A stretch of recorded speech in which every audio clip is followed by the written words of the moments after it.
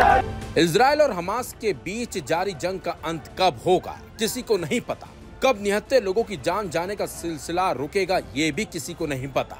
लेकिन इस जंग के बीच एक ऐसी खबर आई जिसे सुनने के बाद कहीं न कहीं इजराइल के शासक अमेरिका में भी हड़कंप मच गया होगा, क्योंकि हमास ने एक बड़ा और चौंकाने वाला खुलासा किया है जिसे सुनने के बाद अमेरिकी राष्ट्रपति ट्रंप भी सदमे में आ गए होंगे। दरअसल हमास ने एक बड़ा और चौंकाने वाला खुलासा करते हुए बताया है कि उसका अमेरिकी बंधक से संपर्क टूट चुका है।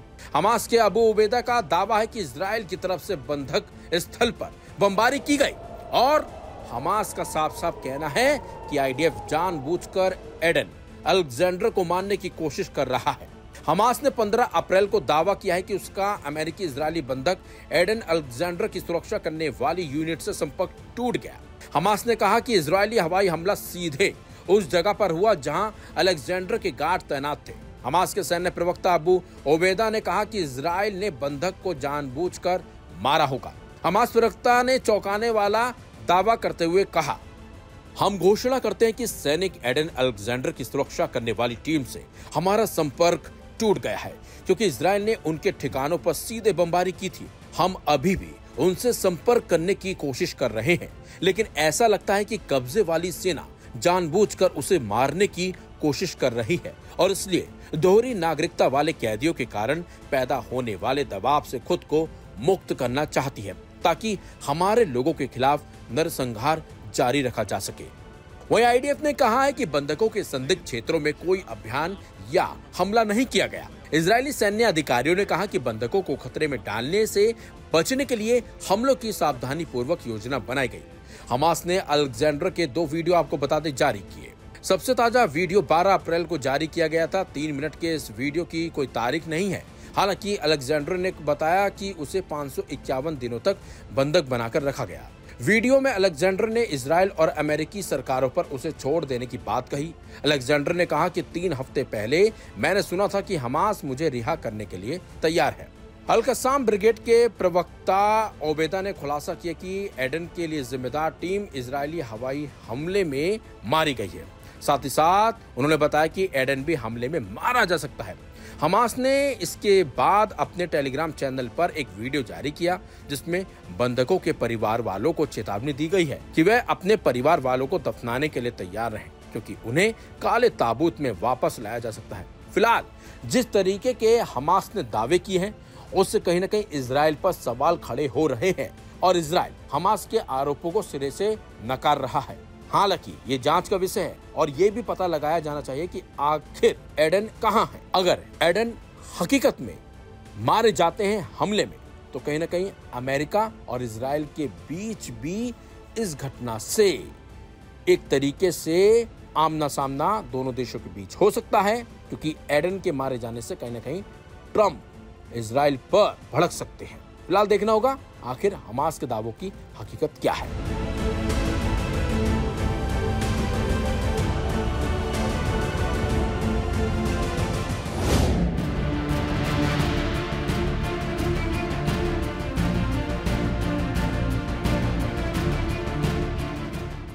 भले ही गजा पर पिछले 18 माह से बम बरसाकर इसराइल ने एक भरे पूरे शहर को खंडहर में तब्दील कर दिया हो और हमास के साथ सीज फायर में भी तीसरे दौर में गजा से फोर्स हटाने के अपने वादे से मुकर गया हो, साथ ही बीच रमजान में गजा पर हमले शुरू कर दिए हों, लेकिन बावजूद इसके इसराइल अपने सभी बंधकों को रिहा करा पाने में अब तक नाकाम रहा है और हमास अब भी इसराइली हमलों का जवाब दे रहा है। ये भी एक बहुत बड़ी सच्चाई है कि हमास के कब्जे से जितने भी इसराइली बंधक छूटे हैं वो सिर्फ कूटनीतिक प्रयासों की वजह से। यही वजह है कि अब इसराइल के बड़े लोगों में नेतन्याहू हुकूमत के एक्शन को लेकर शक पैदा होता जा रहा है। साथ ही लोग लंबी जंग और लगातार मिल रही हार से थक चुके हैं। हालात ये हैं कि मोसाद के पूर्व या साबिक अफसरान ने एक खत लिखकर पीएम नेतन्याहू से गजा में तुरंत जंग रोकने की मांग कर डाली है।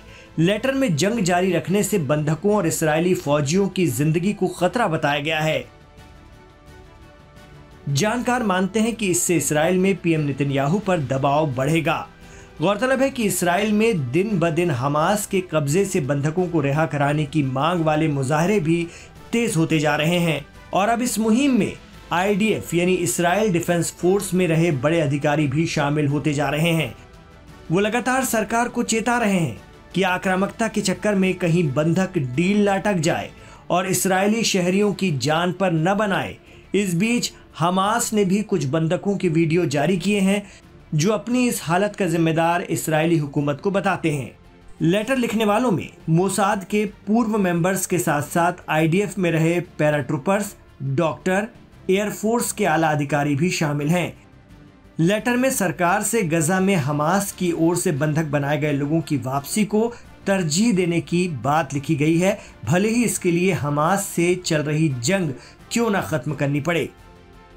आपको बता दें कि मोसाद इसराइल की सबसे अहम खुफिया एजेंसी है। ऐसे में जंग रोकने के लिए मोसाद वालों के खत पर 250 से ज्यादा लोगों ने साइन किए हैं।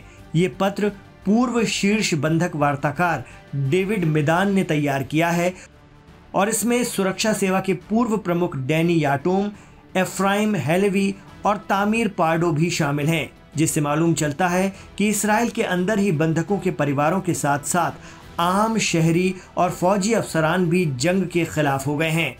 इसमें कोई दो राय नहीं कि गजा में लंबी लड़ाई, फिर हिजबुल्लाह से लेबनान में उलझाव और अब यमन के हूतियों के हमले, इसराइल हर तरफ से घिर गया है और अब तक हासिल कुछ खास नहीं हुआ है। एक्सपर्ट कहते हैं कि हिजबुल्लाह के साथ 2 माह तक चली जंग में जमीनी कार्रवाई के बावजूद इसराइल को साउथ लेबनान का एक गांव भी हासिल नहीं हुआ। आखिरकार सीज़फायर करना पड़ा। हमास भी बंधक अपनी शर्तों पर छोड़ रहा है। तमाम जतन के बावजूद इसराइल अपने बंधक नहीं ढूंढ पाया है। और तो और यमन के अंसारुल्लाह लाल सागर पर इसराइली जहाज़ों पर क़यामत बरपा रहे हैं और इसराइली राजधानी और दीगर शहरों पर उनकी मिसाइलें हर दूसरे तीसरे दिन गिर रही हैं। ऐसे में इसराइल में आम लोगों के प्रदर्शन के बाद अब मोसाद जैसी एजेंसी से जुड़े रहे आला अफसरान का सामने आना और सरकार पर दबाव बनाने का अभियान बता रहा है कि इसराइल में लोग अब लंबी जंग से थक गए हैं। भले ही अमेरिका का PM नेतन्याहू और इसराइल के साथ भरपूर समर्थन हो, यमन और ईरान को छोड़कर बाकी अरब देश भी चुप हों, लेकिन इसराइल के लोग अब लंबी लड़ाई से ऊब चुके हैं।